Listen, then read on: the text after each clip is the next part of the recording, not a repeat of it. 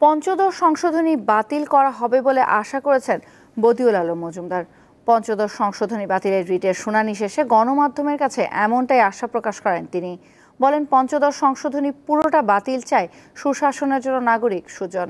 এদিকে রিটকারীদের আইনজীবী বলেছেন, এই সংশোধনী সংবিধানের মূল কাঠামোর সাথে সাংঘর্ষিক, সেজন্য পঞ্চদশ সংশোধনী পুরোটা বাতিল চাওয়া হয়েছে।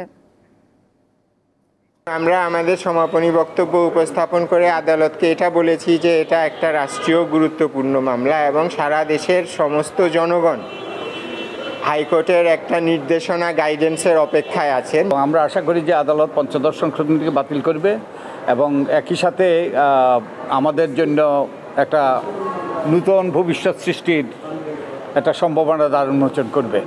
এই সংবিধান পুনর্লিখন, সংবিধান, তারপরে নির্বাচনী ব্যবস্থা সংস্কার, এইসব নিয়ে অনেক আলাপ আলোচনা হচ্ছে এবং এগুলো আঙ্গাঙ্গিকভাবে জড়িত।